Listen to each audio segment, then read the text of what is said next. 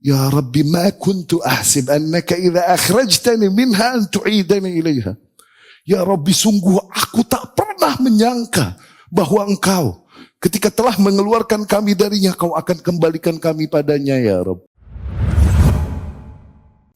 Assalamualaikum warahmatullahi wabarakatuh.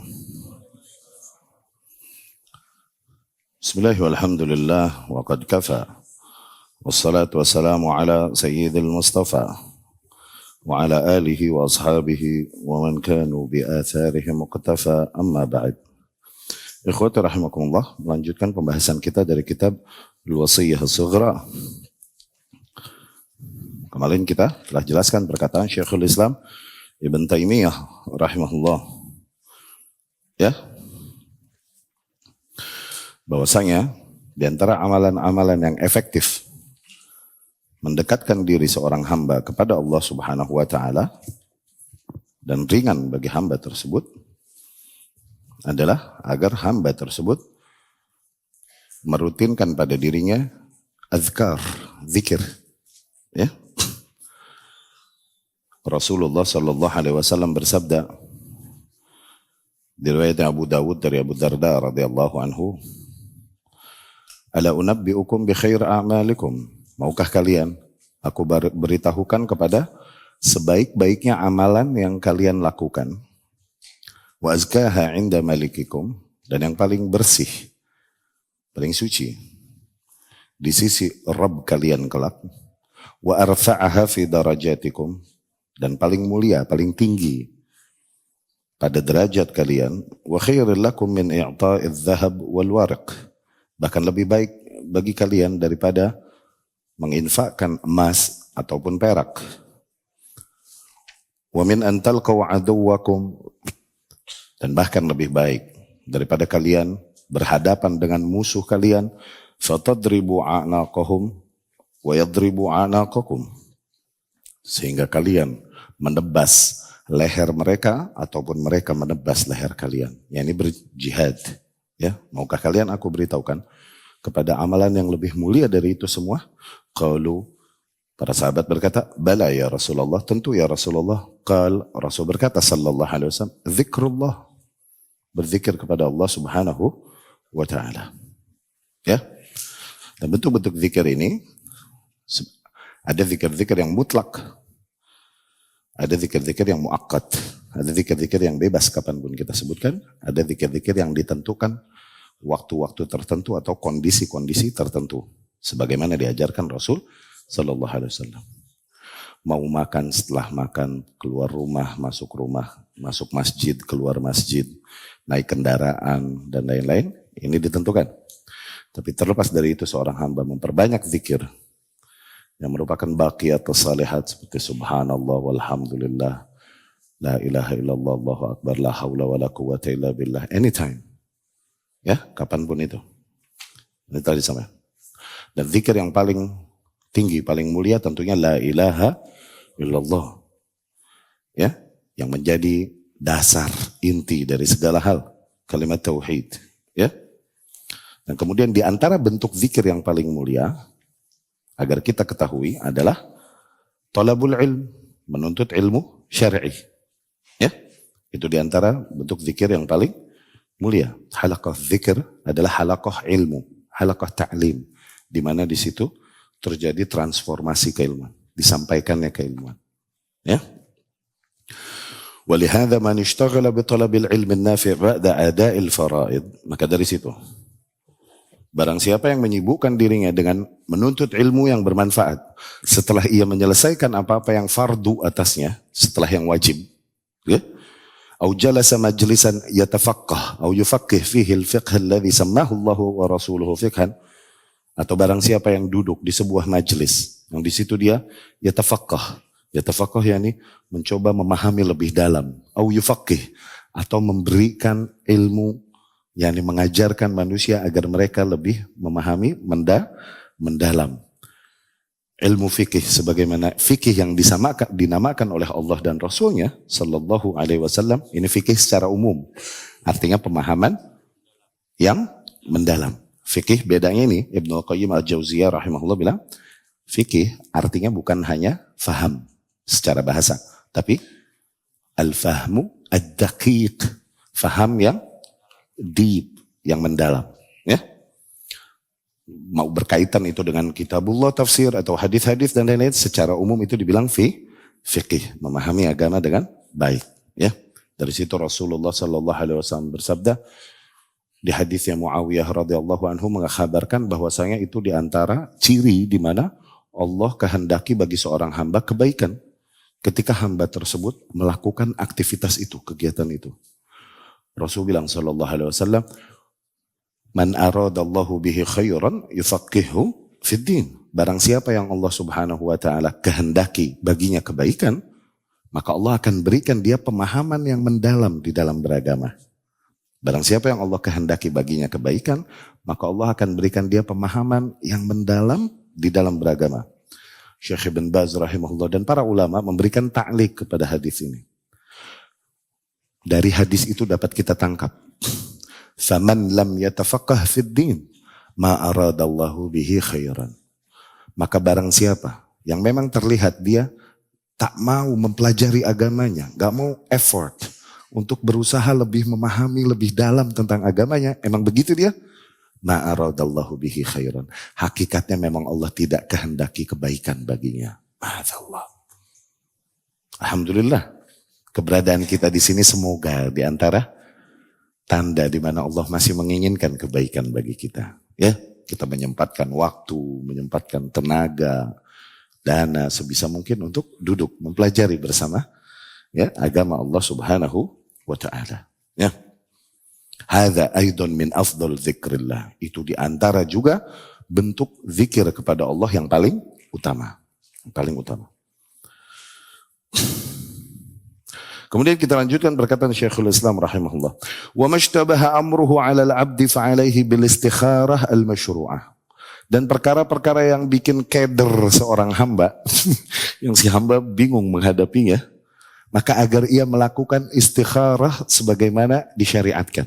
Istikharah, yakni salat istikharah atau doa istikharah. Fama nadima man istakhara Allah, sungguh tak akan menyesal mereka yang beristikharah kepada Allah Subhanahu wa taala. Wal yukthir min dzalika minad du'a. Dan agar ia memperbanyak doanya di dalam istikharahnya tersebut. Fa innahu miftahu kulli khair. Karena sesungguhnya doa tersebut adalah di antara kunci dari seluruh kebaikan. Wala ya'jal, dan jangan dia keburu-buru, jangan dia tergesa-gesa. Fa yaqul qad da'ut. Jangan juga dia, seseorang hamba berdoa kepada Allah Subhanahu wa taala, kemudian dia berkata, aku telah berdoa, falam yustajab li, tapi tak kunjung dikabulkan bagiku. Wal yataharral awqatal fadilah, dan agar di dalam doa-doanya tersebut juga seorang hamba pilihlah waktu-waktu yang utama untuk berdoa, seperti akhirul lail, seperti sepertiga malam terakhir, wa adbar as-salawat, dan di penghujung salat, wa indal azan, dan ketika azan atau di antara dua azan maksudnya, waqti nuzulil matar, dan ketika turunnya hujan, wa nahwu dzalik, dan selain itu ya. Demikian juga fis safar, di dalam perjalanan ya, juga fis sujud, di dalam sujud dan lain-lain ya. Itu waktu-waktu di antara waktu-waktu yang utama untuk berdoa yang Rasul kasih kita kisi-kisi tips bahwa di waktu-waktu tersebut doa lebih mustajab ya. Tapi istikharah adalah bentuk tafwid seorang hamba kepada Allah Subhanahu wa taala. Betapa ia mengakui bahwasanya sungguh ia tak mengetahui apa yang baik untuk dirinya. Dan betapa ia berserah kepada Allah Subhanahu wa taala, itu bertafwid, menyerahkan total kepada Allah Subhanahu wa ta'ala, agar Allah pilihkan untukku apa yang baik untukku. Karena asa'an tuhibbu syai'an wa huwa syarrul lakum. Bisa jadi kalian mencintai sesuatu padahal hal itu buruk untuk kalian. Sebaliknya, asa'an takrahu syai'an wa huwa khairul lakum. Bisa jadi kalian membenci sesuatu padahal justru hal itu malah baik untuk kalian. Wallahu a'lamu wa antum la ta'lamu. Allah lebih mengetahui sementara kalian know nothing. Kalian tak mengetahui apa-apa. Ya? Nah, seorang hamba yang dia sadar posisinya tersebut, betapa lemahnya dia dan betapa berkuasa dan maha taunya Allah Subhanahu wa taala, dia tak akan melepaskan dirinya dari istikharah ini. dalam perkara-perkara kehidupannya. Ya, di antara doa yang diriwayatkan dari Rasul sallallahu alaihi wasallam tentang doa istikharah ini yang diriwayatkan Jabir, yakni Jabir bin Abdullah radhiyallahu anhu, Nabi sallallahu alaihi wasallam yu'allimuna al-istikharah fil umuri kulliha. Dulu Nabi sallallahu alaihi wasallam seringkali mengajarkan kita untuk beristikharah di dalam seluruh perkara. Ya, sering-sering istikharah. Kasurah minal Quran. Begitu Nabi sering mengajarkan kepada kita hal tersebut, sebagaimana Nabi mengajarkan kita sebagai salah satu surat di antara Al-Quran. Sebagaimana Nabi mengajarkan kita surat dari surat-surat Al-Quran. Ya. Rasul berkata, "Idza hamma ahadukum bil amr", apabila kalian meresahkan sebuah perkara, khawatir, okay? Falyarka' rak'atain, maka agar ia melakukan salat 2 rakaat, thumma yaqul, dan agar dia berdoa, Allahumma inni astakhiruka bi'ilmik. Ya Allah, aku beristikharah dengan ilmu. Istikharah yani memberikan pilihannya kepada Allah Subhanahu wa taala. Wa astaqdiruka biqudratik wa as'aluka min fadlikal azim fa innaka taqdir wa la aqdir wa ta'lam wa la a'lam wa anta 'allamul ghuyub.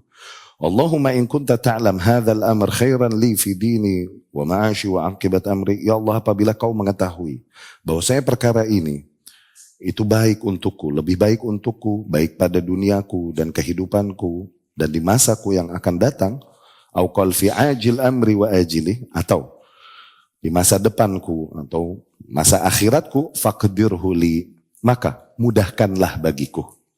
Wa in kunta ta'lam, dan apabila kau mengetahui anna hadzal amr syarrun li, bahwasanya perkara ini justru lebih buruk untukku, fi dini wa ma'ashi wa aqibat amri, baik pada agamaku, duniaku, dan pada perkaraku yang akan datang, yakni masa depanku, aqal fi ajil amri, baik, fasrifhu anni wasrifni anhu, maka palingkanlah hal tersebut dariku dan palingkan aku darinya.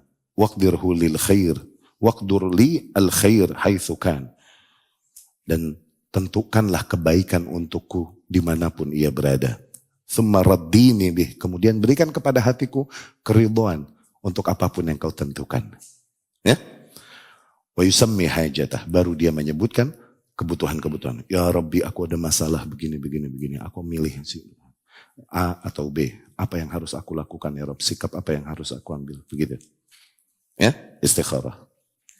Sampai datang ya, yakin. Nanti jawaban yakinnya bukan mimpi, awas. Anda udah istikharah, mimpinya dikejar-kejar ular. Ya, itu malah lo aja meleng tidurnya. Segala mimpi dikejar ular. Iya kan? Jawaban Allah kecondongan hati kita. Kita yakin mau mengambil langkah yang mana. Dibukakannya perkara-perkara, dijelaskannya pada kita. Oh begini. Tuh lihat. Akhirnya nambah condong arahnya ke mana. Itu jawaban istikharah Allah Subhanahu wa ta'ala. Ya, bukan mimpi, awas. Ya, jawabannya itu kecondongan hati. Berapa kali tat istikharah? Bebas.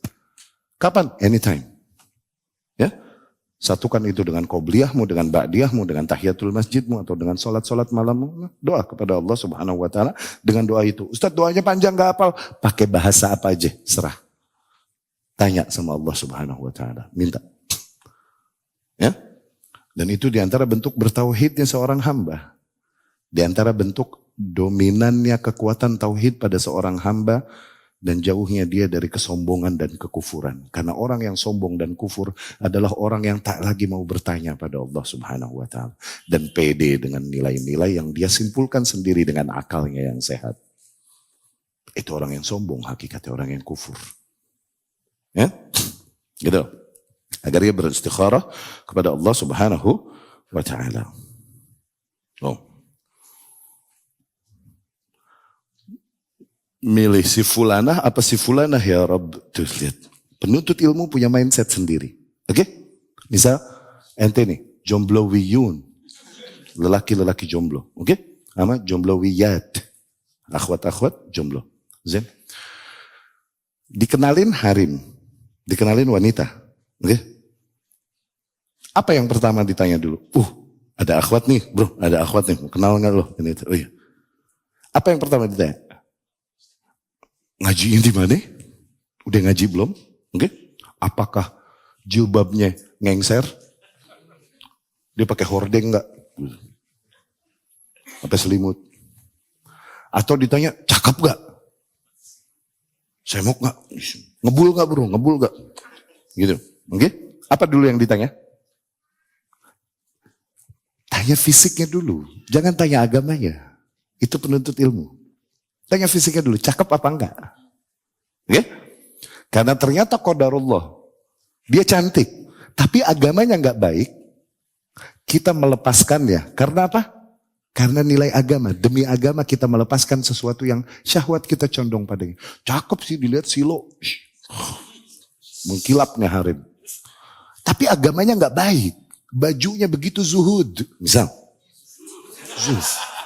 Hemat gitu. Nggak mau boros, bahannya nggak mau boros. Oke? Bajunya zuhud. Demi agama kita bagus gak? Tapi kalau ditanya agama dulu, cakep, jilbabnya ngengser. Ya salah.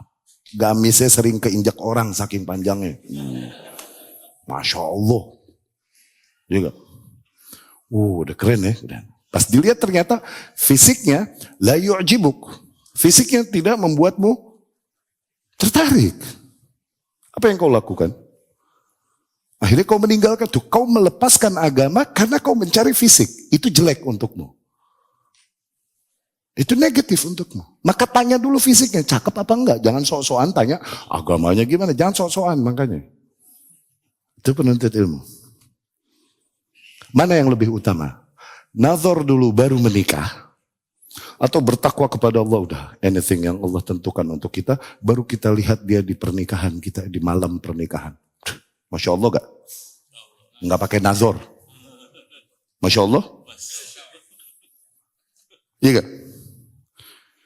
Itu innalillahi bro. Bukan Masya Allah itu. Nggak mau lihat dia pokoknya udah apapun yang Allah tentukan untukku. Anything. Mana yang lebih mulia? Nazar dulu, Rasul juru, karena lebih sesuai dengan sunnah Rasul Sallallahu Alaihi Wasallam dan lebih sesuai dengan akal sehat juga. Rasul bilang, unzuru ilaiha fa innahu ahra an yu'dama bainakuma. Lihat dulu tuh wanita. Itu lebih menjamin kelanggengan kalian berdua. Jangan karena bertakwa kepada Allah, enggak, aku enggak mau lihat dulu. Nanti aja ketika udah halal padaku baru. Ya salam, baru aku mau melihatnya. Tuh hati-hati tuh, biasanya dikit lagi mainannya bom. Yang kayak gitu tuh, mindset beragama yang gila-gila gitu. Dikit lagi mainan, sekarang mungkin masih mainan petasan itu. Dikit lagi C4 itu bro. Oke, dynamite itu dia gitu. Dilihat dulu, oke. Gimana kalau malam pertama taunya kayak, misalnya kayak predator. Gitu. Ini lihat dulu. Jangan beli kucing dalam. Gitu. Kan? Itu mindset penuntut ilmu. Seseorang yang beragama dengan semangat, dengan seseorang yang beragama dengan ilmu itu beda. Oke? Kelaparan. Ada anjing hidup, ada bangkai kambing. Kelaparan, gak ada makanan. Kepepet. Makan mana? Anjing masih hidup atau kambing bangkai? Anjing masih hidup. Kenapa ya? Segeran dikit ya, masih hidup ya. Iya gak? Iya gak? Hah? Ada yang lain? Bangkai kambing? Kenapa ya? Hah?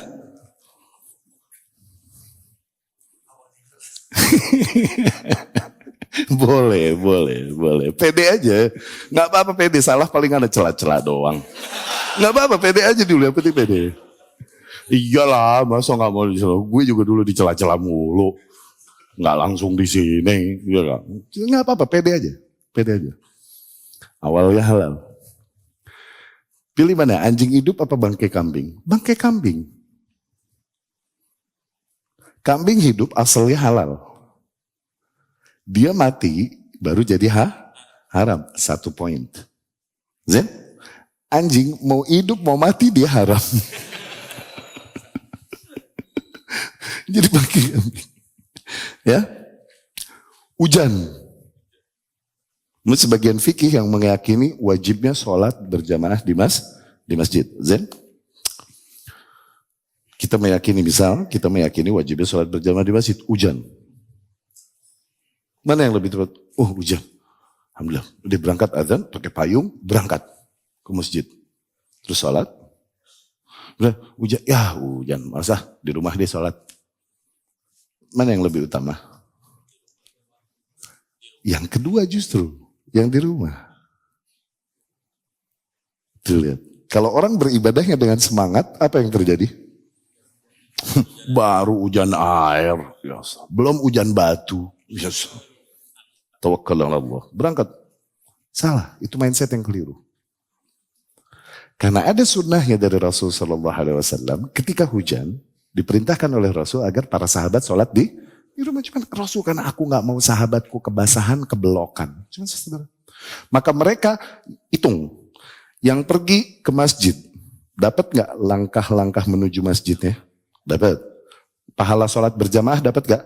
Dapat. Oke. Yang sholat di rumah, dapat gak langkah menuju masjidnya? Dapat. Karena kalau lagi gak hujan, biasanya dia berangkat. Dan ini uzur syar'i. Dapat gak dia pahala sholat berjamaahnya? Dapat juga. Karena kalau gak hujan, biasanya dia jamaah di masjid. No. Hoki gak? Iya gak? Dan yang sholat di rumah dapat nggak pahala sholat di rumah ketika hujan? Pahala sunnah sholat di rumah ketika hujan. Yang sholat di rumah dapat nggak? Yang belok-belokan ke masjid tadi, dapat nggak pahala sunnah itu? Nggak dapat. Yang di rumah dapat belok nggak? Nggak. Yang ke masjid dapat belok nggak? Dapat. Ya, demikian mindset para penuntut ilmu di dalam beribadah, di dalam menyikapi kehidupan dengan ilmu, enggak dengan otot, enggak dengan semangat. Ya. Wal yataharral awqat al-fadilah, dan agar ia melihat waktu-waktu utama di dalam meminta doa tersebut. Ya, yakni waktu-waktu ijabah. Syuf. Pertama, dalam adab berdoa. Agar kita tidak buru-buru minta diijabah oleh Allah Subhanahu wa taala. Rasul bilang sallallahu alaihi wasallam, "Yustajab li ahadikum ma lam yasta'jil." Akan dikabulkan bagi kalian selama dia tidak keburu-buru. Nggih? Yani keburu-buru. Seseorang yang mengaku qad da'autu wa qad da'autu wa qad da'aut, aku udah doa, falam yustajabu li, tapi tak kunjung dijawab bagiku. Tuh, fayastahsir inda dzalik. Pada saat itu dia bete dan putus asa, enggak lagi berdoa kepada Allah Subhanahu wa taala. Yang kayak gitu emang enggak dijawab oleh Allah Subhanahu wa taala. Ya? Berdoa. Karena buat kita kaum muslimin, sebagaimana yang dikatakan Umar radhiyallahu anhu. Umar berkata, "Nahnu qaumun." Kita adalah sebuah kaum, okay? Hammuna ad-du'a. Yang menjadi kepentingan buat kita itu doanya. Karena doa adalah bentuk tauhid. Seorang hamba yakin ada zat yang maha tahu, maha mendengar, maha melihat, dan maha berkuasa menentukan apapun yang terjadi. Tuh, dari situ dia berdoa. Yang penting buat kita, itunya, doanya. Nahnu qaumun la nahmilu hammal lijabah. Kita bukan kaum yang memusingkan dijawabnya doa atau tidak. Nah, tapi kita kaum yang mementingkan doanya. Yani Allah mau jawab mau enggak. However, Allah tahu yang terbaik buat kita. Iya kan? Gimana pun mau dijawab mau enggak, Allah tahu yang terbaik buat kita. Tapi yang penting buat kita doanya kepada Allah Subhanahu wa ta'ala. Ya? Karena doa adalah diantara bentuk cerminan tauhid, nilai tauhid yang masih ada pada diri seorang hamba. Ya.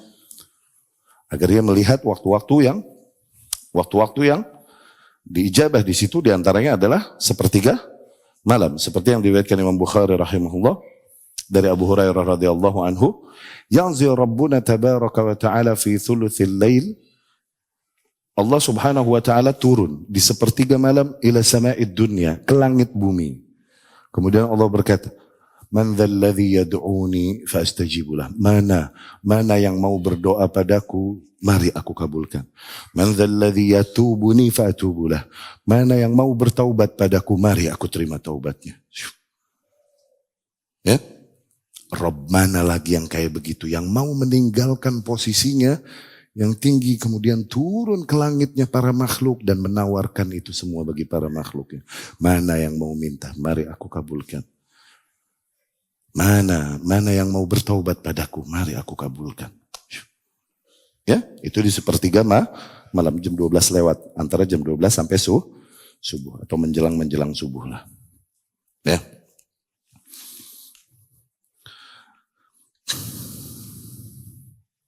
Tayyib. Kemudian juga di antara di situ disebutkan waktu-waktu yang dimuliakan di penghujung salat. Makanya diajarkan di penghujung salat agar kita membaca Allahumma a'inni ala dzikrika wa syukrika wa husni ibadatik. Apabila seorang hamba faham makna doa itu dan dia meresapinya, maka betapa pertolongan besar dari Allah Subhanahu wa taala akan dia dapatkan. Dia sadar bahwa taufik ini semua kuasanya ada pada Allah Subhanahu wa taala, maka dia memohon kepada Allah, ya Allah tolonglah aku untuk senantiasa berada dalam keadaan zikrik, mengingatmu. Wa syukrik, senantiasa berada dalam keadaan bersyukur kepadamu. Wa husni ibadatik, senantiasa berada dalam keadaan menghambakan diri dengan baik kepadamu. Syuf. Karena amal saleh itu hakikatnya semua adalah taufik dari Allah Subhanahu wa taala. Yahtaj asyukr ila syukr. Seseorang bisa bersyukur tuh dia mesti bersyukur bahwa dia masih bisa bersyukur karena Allah kasih dia taufik untuk bersyukur, bukan karena bolehan dia. Demikian seseorang yang senantiasa takut dan mengingat Allah Subhanahu wa taala karena Allah berikan dia taufik untuk itu, bukan karena kehebatan yang ada padanya.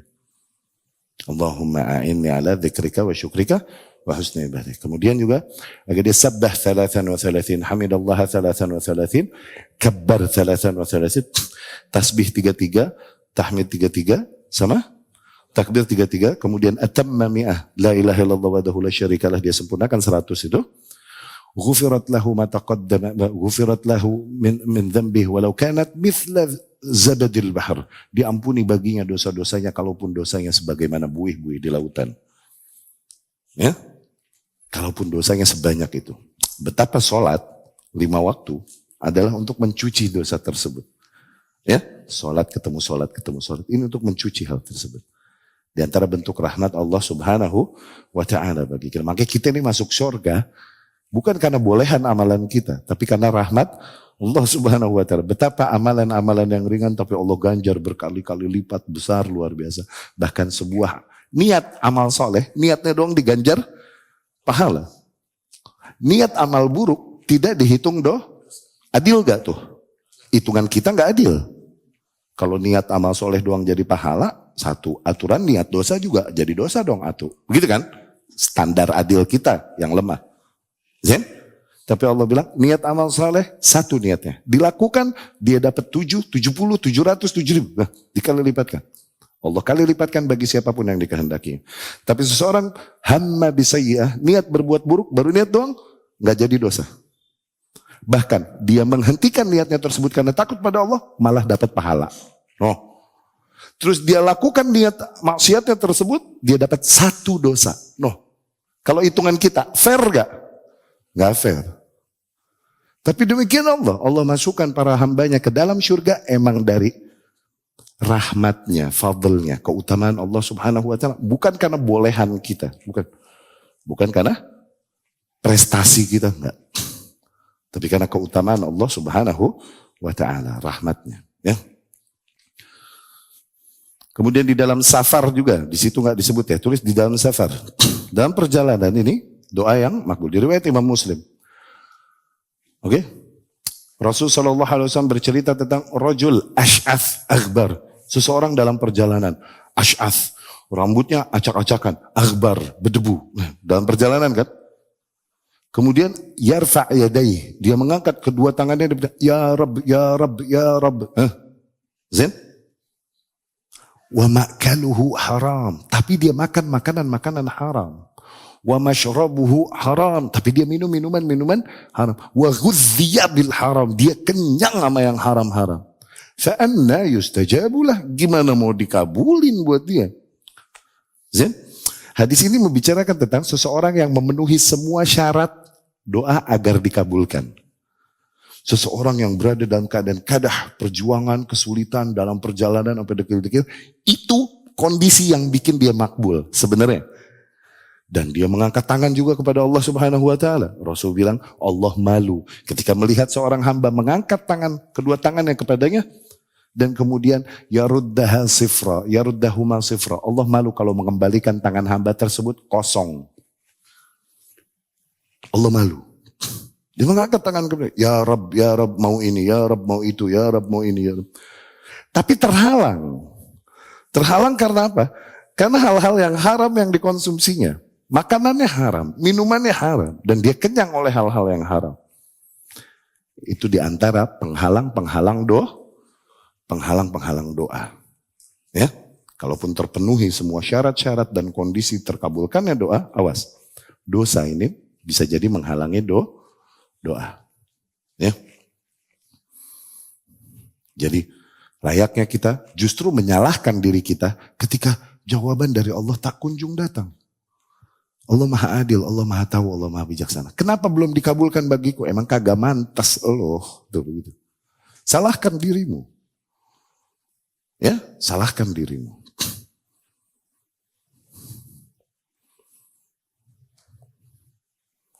Wa amma arjahul makasib. Adapun bentuk usaha yang paling mulia.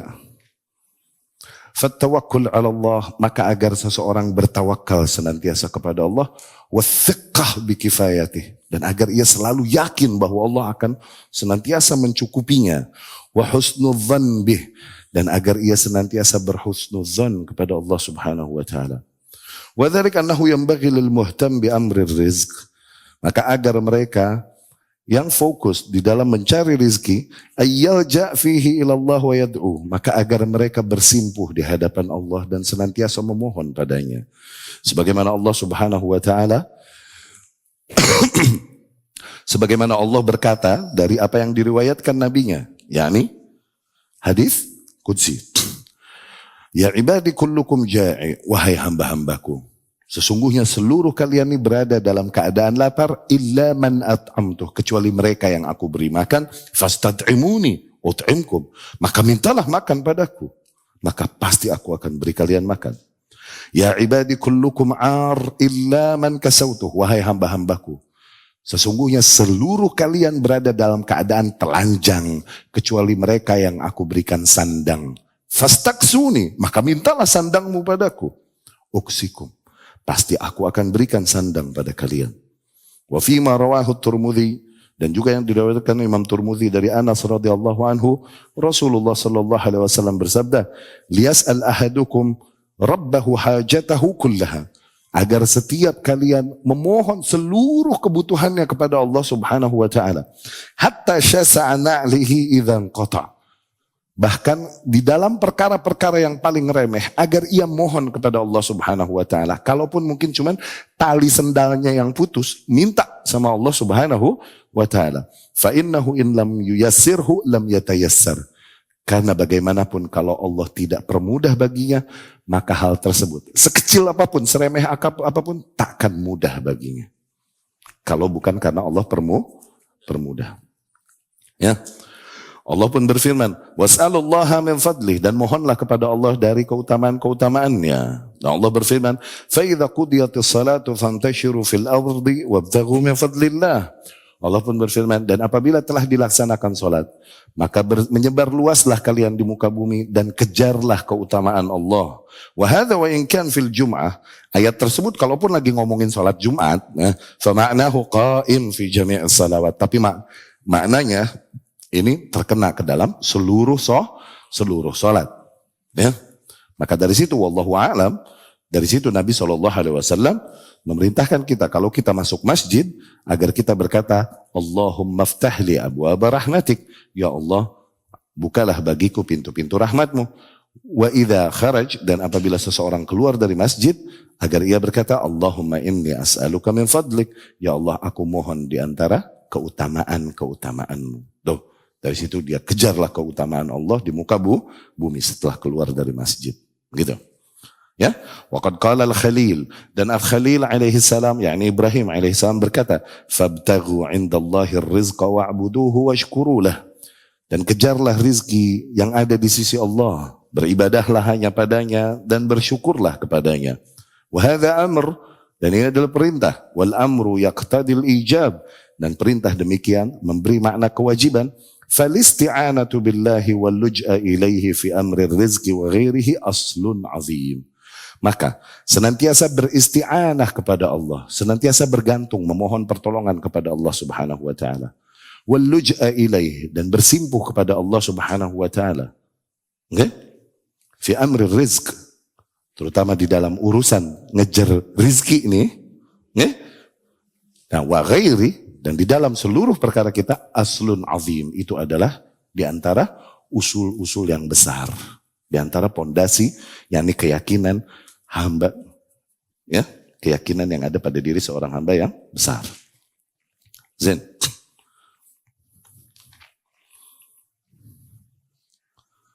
Ikhwati rahimakumullah. Nilai-nilai tawakal dan keyakinan kepada Allah Subhanahu wa taala adalah di antara penerapan nilai tauhid, penerapan nilai tauhid. Seorang yang bertauhid dengan baik tentunya dia akan bertawakal dengan baik kepada Allah Subhanahu wa taala. Dan dia akan yakin betapa Allah Subhanahu wa taala akan memenuhi kebutuhannya. Kalaupun mungkin dia tak bisa menghitungnya dengan perhitungan manusia, namun enggak pernah putus asa dia. Dan enggak pernah berhenti yakin bahwa Allah akan memenuhi kebutuhannya. Okay? Dia hanya diperintahkan untuk terus menerapkan aturan main Allah di dalam kehidupan. Dan sisanya biar Allah Subhanahu wa taala yang atur rezekinya dan lain-lain. Ya. Ikhwati rahimakumullah. Dan ini banyak dicontohkan dari hadis-hadis Nabi SAW. Betapa terkadang mereka yang bertawakal kepada Allah Subhanahu Wa Taala ini mindsetnya benar-benar di luar perhitungan matematis manusia. Semakin matematis seseorang, seringkali semakin jauh dia dari nilai tawakal. Semakin seseorang matematis, orangnya matematis banget, oke? Semakin jauh dari nilai tawakal. Biasanya begitu di dalam kehidupan. Kami mengenal di antara saudara, saudari dan lain-lain yang begitu matematis menghitung rezekinya, diajak kepada nilai-nilai bertawakal, resah dia. Aduh, ntar gimana dong tuh? Resah dia, nggak dapat. Padahal hadisnya Abu Hurairah radhiyallahu anhu diriwayatkan Imam Bukhari rahimahullah. Hadis Khasyabah, pernah dengar? Hadis Khasyabah, hadis tentang kayu. Rasul cerita SAW tentang Bani Israel. Karena Bani Israel ini fihim ajaib. Banyak perkara-perkara ajaib pada mereka terjadi. Karena di antara mereka banyak hamba-hamba yang dekat kepada Allah juga. Subhanahu wa ta'ala.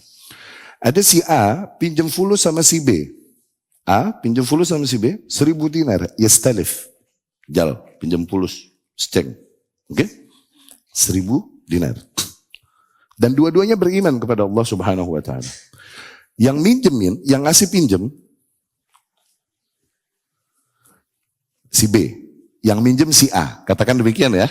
A pinjem ke B, 1.000 dinar. B bilang, jadikan bagiku syahid, seorang saksi. Siapa saksinya nih? 1.000 nih. Iya gak? Kafa billahi syahida. Cukuplah Allah sebagai zat yang maha menyaksikan. Ya salah. Kalau gitu jadikan bagiku wakil. Yani ketika kau tak ada, aku mau nagih siapa? Kafa billahi wakila. Cukuplah Allah sebagai zat yang aku serahkan seluruh perkaranya. Dikasih pinjamlah 1.000. Ya udah tuh, seceng deh. Zin? Wa kan bainahuma bahar. Di antara dua orang ini terdapat lautan. Tinggalnya, tempat tinggal. Dan janjian. Oke, hari sekian, tanggal sekian, aku datang membayar hutang itu. Begitu. Zin? Dan di antara dua negeri orang ini terdapat laut. Ketika datang deadline-nya, berangkatlah si A untuk bayar utang. Nyiapin berapa tadi? Seceng. Mau naik, ombak besar nih. Dia berusaha sebisa mungkin mencari tumpangan untuk nyeberang. Terus dia mencari, nggak ada yang berani nyeberangin. Kenapa? Air koplak. Perahu nggak ada yang mau turun. Dan dia terus mencari dan gak ada. Sementara di sono pastilah dia menunggu nih saudaranya untuk dibayar hutang. Nih sebab dunia. Hukum dunia dia cari. Perahu yang nyebrang. Gak dapat dia pindah ke hukum akhirat. Yang di luar nilai matematis dunia. Dia menemukan sebuah kayu. Dia bolongin. Dia masukin 1.000 dinar, dia tutup. Dia lempar kayu itu ke laut. Bismillah. Zin? Nah, di ujung sono, si B nungguin dong. Mana ini Rejal? Katanya mau datang. Dia tungguin gak datang-datang. Ya Rabbi, aku meminta kepadanya seorang saksi dan dia menjadikanmu sebagai saksi ya Rabbi. Aku minta padanya seorang wakil dan dia menjadikanmu sebagai wakil. Ayo, nak kemana di daguan can datang kene begitu. Sekarang kemana ditungguin belum datang-datang. Tiba-tiba si B terpaku pandangannya pada sebuah kayu yang terombang-ambing. Berapa banyak kayu di lautan? Mata kita buang muka bodoh amat. Kok bisa dia perhatian sama kayu itu? Kemudian kayu tersebut meluncur mengenai kakinya. Berapa banyak kayu meluncur kena kaki kita. Terus kita tendang begitu aja bodoh amat. Tapi dia penasaran sama kayu ini. Terus dia ambil kayu tersebut dan dia buka. Ternyata 1.000 dinar. Zen, bawa pulang ke rumah. B. Setelah beberapa hari ombak reda. Si A, dia menyiapkan 1.000 dinar al-thani. 1.000 dinar kedua. Dia berangkat lagi dengan 1.000 dinar. Berangkat ya bismillah. Pakai 1.000 dinar. Oke? Berangkat nyebrang ke rumah si B. Assalamualaikum. Apa ini itu? Si B membuka pintu. Waalaikumsalam. Pertama kata yang disampaikan si A adalah. Wallahi ma wajadtu markaban. Demi Allah gak ada gojek. Gak ada ojek nyebrang. Demi Allah waktu itu gak ada ojek nyebrang. Dia cuma ngomong begitu. Zin? Si B berkata, hal arsaltani syai'an. Apakah kau mengirimkan sesuatu padaku? Tapi si A nggak mau ngomong. Qultulaka wallahi ma wajadtu markaban. Demi Allah aku katakan padamu, aku nggak menemukan sama sekali tumpangan untuk nyebrang waktu itu. Oh, Zin. Akhirnya si B bilang kepada si A, Irji' rasyidan faqad adda anka wakiluk. Langsunglah kau pulang kembali. Sungguh zat yang kau serahkan seluruh perkaramu kepadanya telah menyampaikan apa yang kau kirimkan padaku. Allahu Akbar. Zain, Abu Hurairah cerita lagi. Habis Nabi cerita begitu, sahabat ribut. Ayyuhuma aman min sahibi. Siapa di antara A sama B yang lebih tinggi keimanannya? Tinggian si A lah, kan dia begini. Tinggian si B lah, begini, gitu. Sahabat ribut sampai ini. Tinggian si A lah, dia berani melepas 1.000 dinar. Tanpa ada jaminan apapun, karena dijanjikan dengan nama Allah. Katanya begitu. Kata yang lain, enggak, tinggian si B lah. Seceng no, dia lempar ke air. Tinggian si A lah. Dia langsung jujur kepada si B bahwasanya telah aku dapatkan. Pada si B nggak ngaku tadi. Gimana gitu. Para sahabat pun ribut. Jadi si yang meminjam hutang tadi nggak mungkin dia pakai hujah itu kepada si. Oke? Mana hutang ini itu? Ane udah lempar ke air. Bahlul. Itu urusanmu dengan Allah. Udah. Itu orang yang bertawakal. Jadikan itu urusanmu sama Rabb, udah gak usah cerita sama makhluk. Coba dari kisah tadi. Dan ini yang menyampaikan seseorang yang Allah utus dan gak pernah dusta ya. Oke? Yang menyampaikan kisah ini berarti ini kisah benar ya. Di mana posisi nilai matematika di situ? Jangan juga ente sok-sokan tawakal sama Allah punya utang ente lempar ke Cisadane Bahlul. Beda ini tawakal sama Bahlul ini beda. Terlalu nyari kali lagi. Iya gak? Ntar ditagih utang, udah gue lempar ke got. Waduh. Gak kena. Hukum dunia. Hukum akhirat urusan ente sama Rabb. Makanya dia persiapkan 1.000 dinar kedua. Gak mungkin dia ngaku ke yang pertama, Anda lempar fulusnya ke laut. Gak mungkin. Hukum dunia sama hukum akhirat beda. Itu urusan ente sama Allah. Gak usah ada yang tahu. Ini hadis biasa pakai di bab tawakal. Orang-orang yang thiqah, orang-orang yang begitu yakin kepada Allah Subhanahu wa taala dan orang-orang yang husnudzan sama Allah Subhanahu. Ana inda dhanni 'abdi bi. Aku sesuai dengan prasangka hambaku padaku. Dia prasangkakan aku baik, aku lebih baik daripada yang dia sangkakan. Ukhrij thalathah minan nar. Dikeluarkan 3 orang dari neraka. Allah suruh malaikat. Akhriju ats-thalathah. Keluarin tuh 3 orang dari neraka. Udah dikeluarin. Allah berkata lagi. A'iduhum ilaiha. Balikin lagi mereka ke neraka. 1 orang berbalik dan nyeletuk. Ya Rabbi ma kuntu ahsib annaka idha akhrajtani minha an tu'idani ilaiha. Ya Rabbi sungguh aku tak pernah menyangka bahwa engkau ketika telah mengeluarkan kami darinya, kau akan kembalikan kami padanya ya Rabb. Husnuzan gak sama Allah? Yang itu masukin ke surga. Husnuzan pada Allah subhanahu wa ta'ala. Thiqah, yakin dengan pertolongan Allah subhanahu wa ta'ala. Dan ini apabila kita baca riwayat salaf, gak habis-habis. Di mana di antara kaum yang berangkat 300 orang berani ngadepin 1000? Di mana? Kalau perang, Badr. Di mana kaum 30.000 ngadepin pego, ngadepin 150.000. Persia. 150.000 udah berjalan negaranya 8 abad dengan pengalaman perang 8 abad. Ini baru kemarin 20-an tahun. Di mana 30.000 enggak mundur ngelawan 250.000 dan ini perang dunia pertama. Sebenarnya ini Romawi. Dan enggak mundur. Karena begitu yakin mereka bahwa sungguh kemenangan enggak pada apa yang dihitung oleh matematika manusia, sama sekali enggak. Begitu yakin mereka. Di mana kaum yang ketika ketemu sungai justru berhenti dan nyari seberang. Enggak, justru ditembus sungai itu sama timnya Sa'ad bin Abi Waqqas waktu mau sikat Qadisiyah, mau sikat Persia. Kan mentok sama sungai. Okay? Abu Hurairah cerita radhiyallahu anhu, dan sungai itu besar, airnya besar. Tapi saat terus mengajak pasukan untuk maju, bismillah, maju terus, ternyata tidaklah air tersebut melebihi dengkul kuda-kuda kami. Padahal itu air yang dalam. Ini kaum gak berhenti ngadepin air. Gak berhenti, gak ngerem. Dengan ketawakalannya dan keyakinannya kepada Allah subhanahu. Yang kayak gini di mana lagi? Di kaum muslimin doang. Itu pun generasi pertama. Kaum yang kalau perang, nyarinya bukan menang, nyari matinya. Yang kayak gini mau diapain? Mau diapain? Wanita-wanitanya nih. Udah deh, terusin dulu.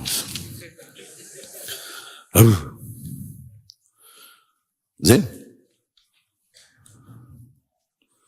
Dan betapa mereka yang bertawakal kepada Allah dan yakin bahwa sungguh semua apa yang berjalan di alam semesta ini adalah hak dan kuasa Allah subhanahu wa ta'ala. Enggaklah lagi ragu mereka dengan apa yang beredar dan meresahkan manusia.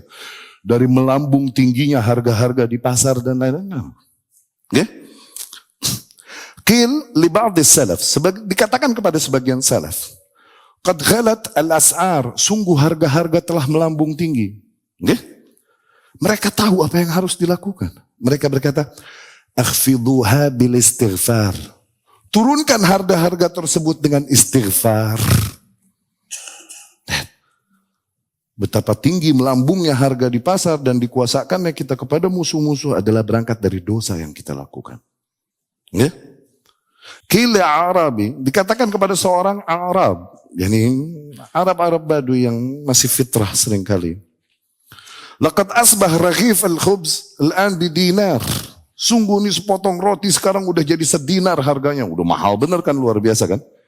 Dan dia dengan fitrahnya, dengan tauhidnya menjawab, wallahi inni la ubali walau kanat habbah hinta habbah kama bidinar. Demi Allah aku gak peduli. Kalaupun mungkin sebiji gandumnya sedinar, aku gak peduli. Gak ada, gak ngaruh. Alayya an a'buda rabbi kama amaroni wa alaihi ayyarzuqani kama wa'adani. Aku hanya diperintahkan untuk terus beribadah dengan baik kepada Rabbku. Sebagaimana aku diperintahkan. Dan harus baginya, yakni wajib bagi Allah untuk terus memberikan rezekinya padaku sebagaimana telah dia janjikan padaku. Itu angka harga gak ngaruh. Gak ngaruh. Mereka yang punya keyakinan itu. Ya? Salamah bin Dinar rahimahullah didatangi oleh para manusia dan berkata, qalu ya Aba Hazim, Wahai Abu Hazim, ama tarakat ghalasir, tidakkah kau lihat nih harga-harga di pasar melambung tinggi? Oke? Harga cabai, harga apa begitu? Melambung tinggi, wahai Abu Hazim. Faqal Abu Hazim Salamah bin Dinar rahimahullah menjawab, wa ma yaghummukum idzan? Terus yang bikin lu keder apaan? Apa yang membuatmu resah? Fa inna rabbal ladzi yarzuquna fil rakhs huwa rabbul ladzi yarzuquna fil ghila. Karena Rabb yang memberikan kita rizki ketika harga murah, itu Rabb yang sama yang memberikan rizki ketika harga itu mahal. So what? Nah, syuf, Rabb yang memberikanmu rizki ketika harga-harga tersebut murah adalah Rabb yang berkuasa yang sama, yang akan memberikanmu rizki ketika harga-harga tersebut melambung tinggi. Nggak ngaruh kan? Semuanya ada di tangan Rabb kan? Apa yang membuatmu resah? Nggak ngaruh, nih angka udah nggak ngaruh lagi buat mereka yang yakin kepada Allah. Mereka tahu mereka hanya harus lakukan apa yang mereka harus lakukan. Mereka harus bangun pagi, keluar rumah, lakukan usaha, bertawakal pada Allah Subhanahu wa taala. Yarzuqukum kama yarzun law annakum tatawakkaluna 'ala Allahi haqqa tawakkuli. Andai saja kalian bertawakal kepada Allah dengan sebenar-benarnya tawakal, la razaqakum kama yarzuqut tayr. Niscaya Allah akan berikan rizki pada kalian sebagaimana Allah berikan rizki pada burung. Taghdu himasa wa taruhu bitana. Di mana burung nih keluar rumah pagi hari dalam keadaan perut kosong. Dia nggak punya kantor, dia nggak tahu. Pokoknya harus keluar rumah. Tuh. Oke? Tapi Allah jamin, dia pulang ke rumah sore hari, bitana, pasti dalam keadaan perutnya terisi penuh. Allah jamin udah. Kita cuma mesti melakukan upayanya aja. Lakukan apa yang harus kita lakukan sebatas kemampuan manusia dengan batasan-batasan syariat dan lain-lain. Sisanya serahkan kepada Allah Subhanahu wa ta'ala yang mengatur segala hasil. Ya? Demikian thiqah. Yakin bikifayatih. Bahwa Allah Subhanahu wa ta'ala akan mencukupi bagi kita kebutuhan kita. Ya. Maka mohonlah kepada Allah seluruh hajat kita. Baik perkara-perkara yang sifatnya remeh, mohonlah kepada Allah. Kalaupun hanya tali sendal kita kalau putus. Karena perkara remeh demikian, kalau Allah nggak mudahkan, nggak bisa jadi mudah. Ya.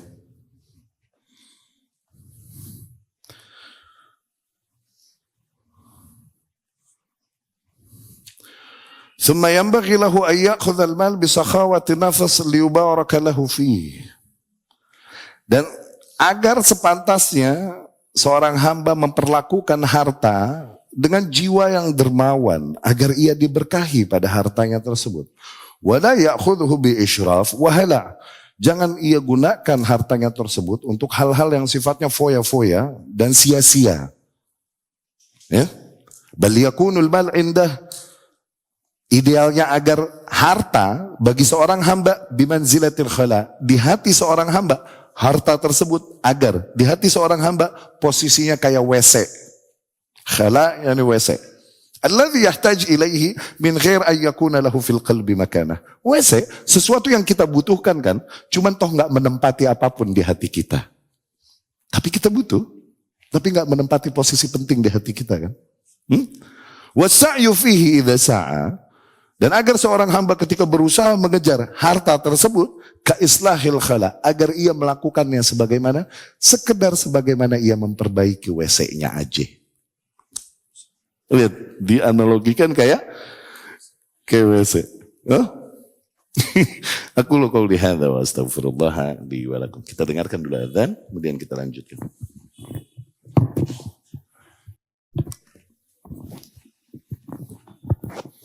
Bismillahirrahmanirrahim. Alhamdulillah. Wassalatu wassalamu ala rasulillah wa ala alihi wa ashabihi wa man walah. Amma ba'd.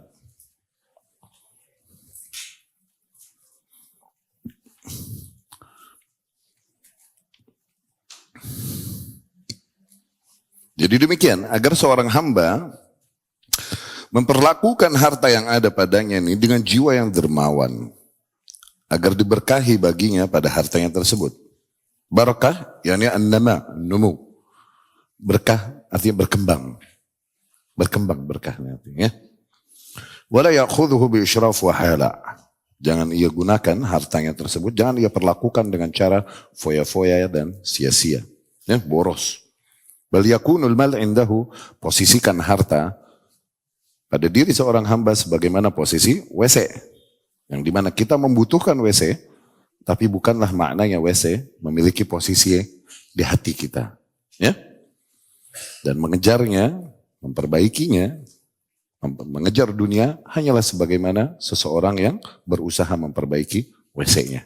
Begitu kata Ibnu Taimiyah rahimahullah. Ya. Wa fil haditsil marfu', dan di dalam hadis yang marfu', yakni sampai kepada Rasul sallallahu alaihi wasallam. Si sahabat yang meriwayatkannya berkata Rasul bersabda. Ya, sallallahu atau aku dengar Rasul bersabda. Itu hadis marfu'. Kalau hadisnya mentok sampai sahabat, hadis mauquf. Ya. Kalau mentok sampai tabi'in, hadis maqtu'. Maqtu'. Ya. Hadis marfu' yang diriwayatkan Imam Tirmidzi dan lain-lain. Man asbaha wad dunya akbaru hammih, barang siapa yang memasuki pagi hari dan dunia adalah kekhawatiran terbesarnya, yakni keresahan terbesarnya, syattatallahu alaihi amrah, justru Allah porak-porandakan perkaranya. Tuh, dibikin berantakan justru sama Allah. Syattatallahu alaihi syamlah wa farraqa alaihi dhai'atah. Justru Allah bikin berantakan kerjaannya. Walam ya'tihi minad dunya illa ma kutibalah. Dan tidaklah ia dapatkan dari dunia kecuali hanya sebatas apa yang dituliskan baginya. Okay? Mau dia seresah apapun, seberjuang apapun yang dia dapatkan cuma hanya sebatas yang dicatatkan baginya. Okay? Wa man asbah wal akhirah akbar hammi. Dan barang siapa yang memasuki pagi hari, namun akhirat menjadi keresahan terbesarnya, ya, jama'allahu alaihi syamlah, maka Allah rapihkan perkaranya, yani Allah rapihkan, Allah arahkan, ya, wa ja'ala ghinah fi qalbih, dan Allah jadikan kekayaannya di dalam hatinya, wa atathu dunya wa hiya raghimah, dan dunia sendiri dalam keadaan tertunduk akan mendatanginya, justru dunia akan tunduk padanya, ya. Qala ba'dus salaf, sebagian salaf berkata, anta muhtaj ila dunya wa anta ila nasibika bil akhirati ahwaju. Engkau membutuhkan dunia, namun engkau membutuhkan kepada akhirat, namun engkau kepada akhirat lebih butuh daripada kebutuhanmu kepada dunia. Sa'in bada'ta bi nasibika minal akhirah, dan apabila kau memulai, yakni memulai harimu dengan jatah akhiratmu, murra ala nasibik minad dunya, barulah berangkat. Lakukan jatah duniamu.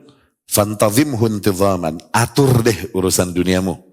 Qala Allah Ta'ala, Allah Subhanahu wa Ta'ala berfirman, "Wa ma khalaqtu jinna wal insa illa liya'budun." Tidaklah aku ciptakan jin dan manusia kecuali dengan tujuan untuk agar mereka beribadah kepadaku. Wa ma urid minhum min rizqin wa ma uridu ay yut'imun. Sungguh aku tidak menghendaki rizki dari para manusia, tidak juga aku menghendaki agar mereka memberikanku makan. Innallaha huwar razzaq dzul quwwatil matin. Sesungguhnya Allah lah zat yang maha memberi rizki, zat yang memiliki kekuatan yang dahsyat. Ya. Lihat ayat ini, dimulai dengan penegasan bahwasanya Allah ciptakan manusia dalam rangka untuk beribadah kepada Allah Subhanahu wa Ta'ala. Dan akhir ayat tersebut tadi adalah berbicara tentang bahwasanya bagaimanapun urusan rizki Allah orang yang berkuasa dan Allah yang mengaturnya.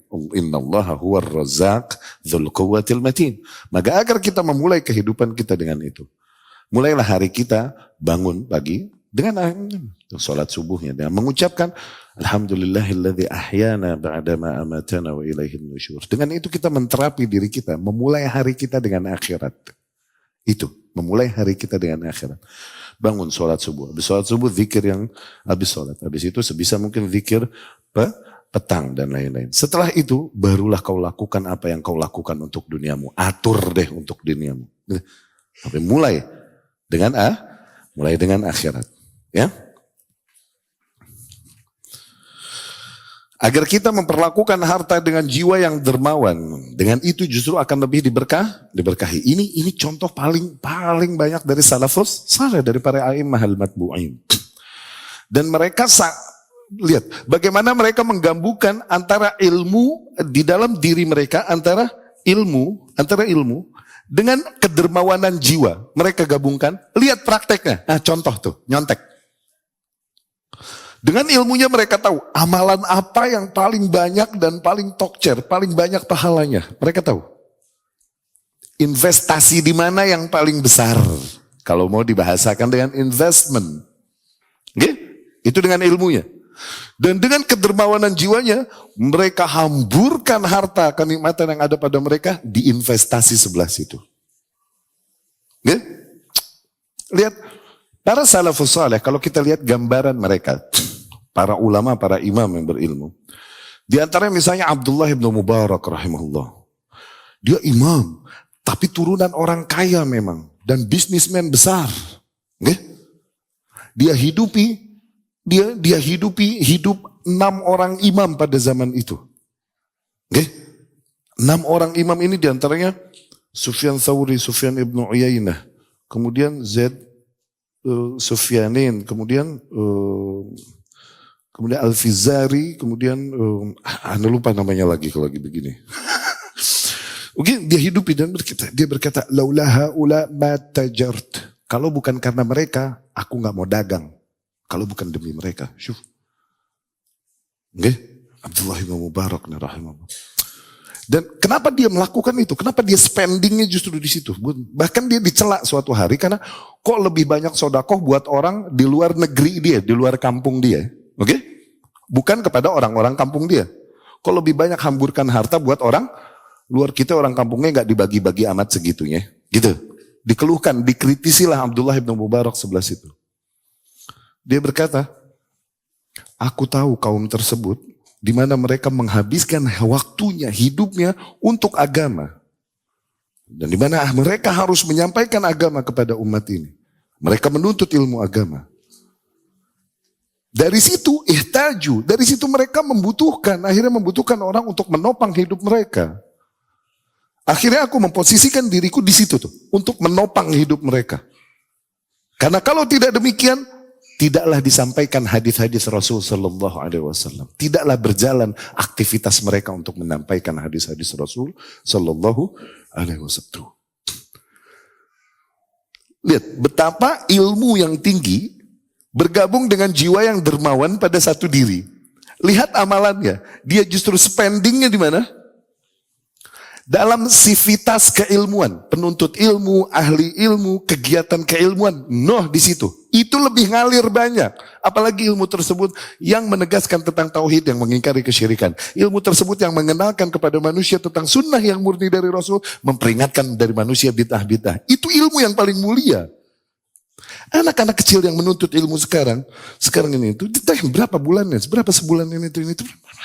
Nanti mereka sampai di posisi mereka menyampaikan ilmu tersebut, pahalanya terus mengalir kepadamu. Makanya para ulama tahu kemana mereka spending. Demikian juga Imam Laits bin Sa'ad, Imam ahli Mesir, imamnya orang-orang Mesir. Ini terkenal kaya luar biasa dan dia imam. Bahkan Imam Syafi'i sendiri ngaku, Laits afqah min Malik. Laits ini lebih jago fikih, yakni lebih dalam pemahamannya tentang beragama bahkan daripada Malik, pada Malik gurunya. Lebih jago, cuman emang nggak banyak muridnya. Sebagaimana Imam Malik sampai akhirnya ada mazhab Malik. Laits nggak segitunya. Laits afqah min Malik, kata Al-Imam Syafi'i rahimahullah. Laits ini dia sebarin dan dia tanggung hidup syuf. Misalnya Imam Malik dikasih per tahun dikasih 100 dinar. Ini yang rutinnya nih. Okay? Sufyanin juga dikasih 100 dinar. Ulama ini 100 dinar, 100 dinar. Dia kirim semuanya. Dan begitu sakhawat luar biasa. Syuf. Satu hari Imam Malik kirim surat. Kan sahiban sama Imam Malik ya. Cuma satu Mesir, satu Madinah. Ya ini minta tolong. Minta tolong mau nikahin anaknya. Mintalah usfur. Usfur ini diantara rempah-rempah yang digunakan untuk acara dan lain-lain. Dia minta tolongin dong. Jal deh itu. Apa?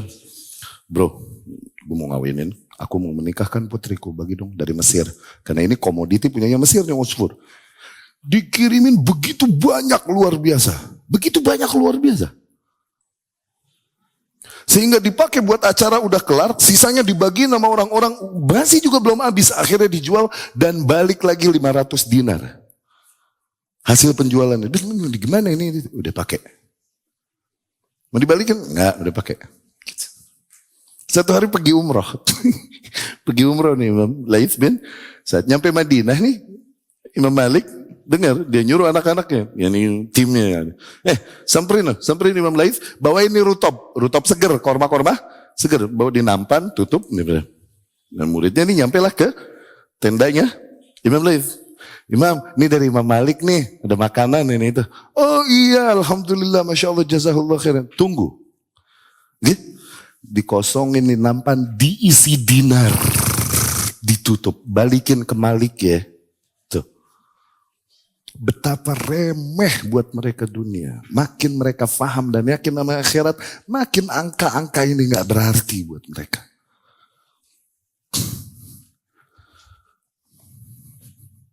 Balikin ke Malik. Imam Laits tahu Malik punya uang. Dia nggak menghidupi dirinya sendiri. Dia tempat orang datang minta pertolongan. Dia bantu muridnya, dia bantu kawannya, dia bantu orang-orang yang minta fatwa dan. Dia bukan buat diri dia sendiri. Buat murid-muridnya yang juga para penuntut ilmu dan lain-lain. Dia tahu pahalanya ngalir padaku.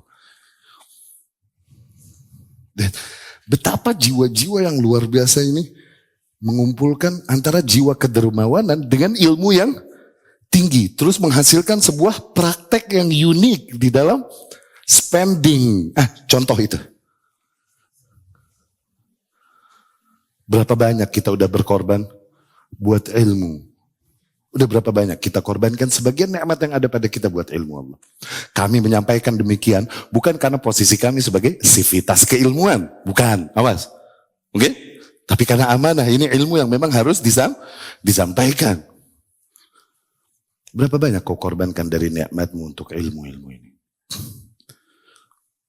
Ya, agar tersampaikannya, terfasilitasinya dakwah kepada tauhid, terfasilitasinya dakwah kepada sunnah. Dihidupkannya kembali tauhid dan sunnah di kaum yang udah begitu penuh dengan kesyirikan dan penuh dengan kebid'ahan. Ya, ini memperlakukan harta dengan sakhawatun nafs, dengan jiwa yang dermawan. Kemudian qada'ud dain, melunasi hutang-hutang saudara-saudara dan lain-lain. Banyak contoh-contoh salaf di dalam hal demikian sebagai bentuk sakhawatun nafs, bentuk kedermawanan. Di mana mereka boros di dalam memperlakukan harta betul, tapi bukan berarti mereka melalaikan apa yang wajib dulu atas mereka. Awas, membahagiakan mereka yang wajib atasnya dari istri-istri dan anak ini wajib tetap. Okay? Setelah itu baru. Nah tapi memboroskannya juga bukan pada perkara-perkara yang sifatnya foya-foya dan perkara yang sifatnya sia-sia. Dia boroskan harta tersebut pada hal-hal yang sifatnya capacity building. Ya salam, lagu gak tuh Ustaz? Capacity building. Jadi ada untuk membangun umat kembali ini, membangun dakwah ini kembali. Kualitas umat ini. Ya.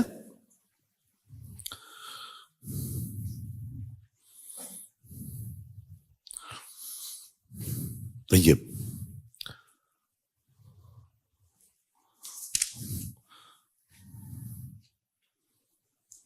Dan barang siapa yang meresahkan akhiratnya di pagi hari, maka dengan itu justru Allah akan menolongnya untuk merapihkan dunianya, untuk memperbaiki dunianya. Namun barang siapa di pagi hari justru ia meresahkan, yang dia resahkan adalah dunianya, justru Allah porak-porandakan perkaranya. Jadi kita tahu bagaimana mendatangkan pertolongan Allah Subhanahu wa Ta'ala kepada kita untuk memperbaiki urusan dunia kita, agar kita jangan jadikan itu sebagai prioritas utama dan jangan jadikan itu sebagai prioritas awal hari kita. Mulailah bada'at bidunya, kau mulailah kehidupanmu.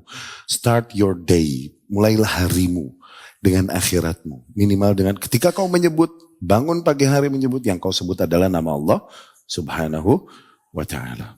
Ya. Dan betapa kita ini mengkhawatirkan harta. Padahal harta kita ini cuman segitu doang jatah kita ini. Yaqulu ibn Adam, anak Adam berkata. Ya, ini di hadisnya Abdullah bin Syekhir radhiyallahu anhu. Yaqulu ibn Adam, Nabi SAW berkata. Ya, ketika Nabi berkata, Alhaakumut takathur. Ayat itu. Syuf. Alhaakumut takathur. Betapa ngumpul-ngumpulin harta telah membuat kalian berlena. Hatta zurtumul maqabir. Terus kalian terlena sampai tahu-tahu kalian mati. Maksudnya gitu.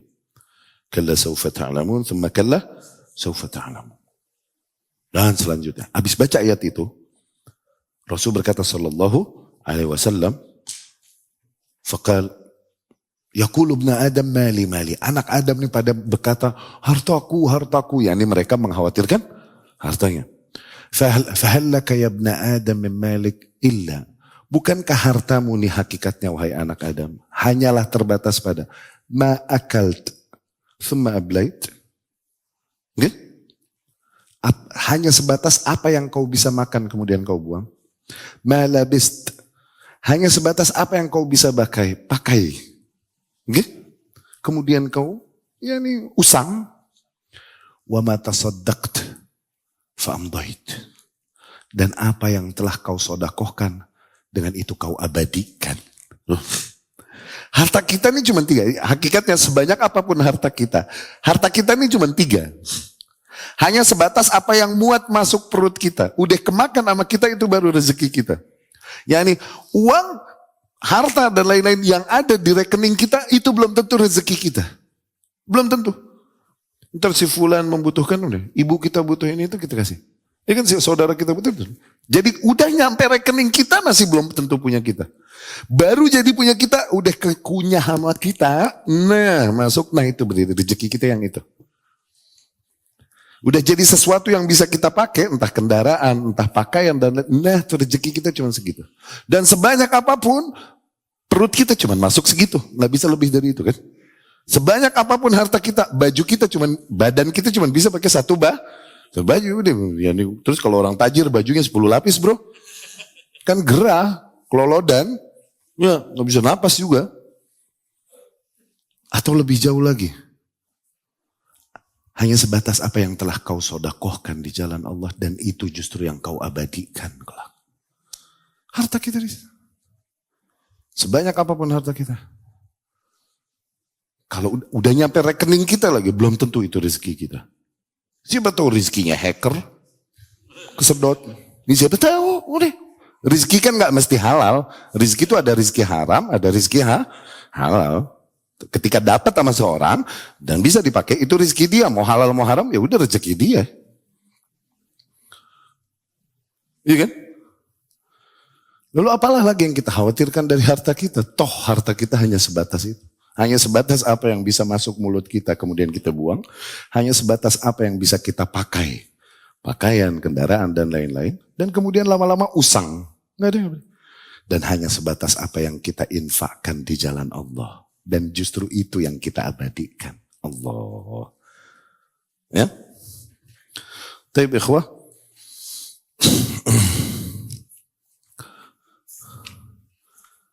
InsyaAllah.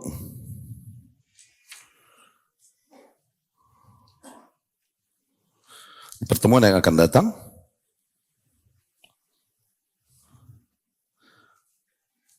pertemuan terakhir dari kitab ini, Musia Sugro, ya, kita dapat selesaikan insya Allah di pertemuan yang akan datang. Kita cukupkan materinya sampai sekian. Aku qouli hadza wa astaghfirullah li wa lakum.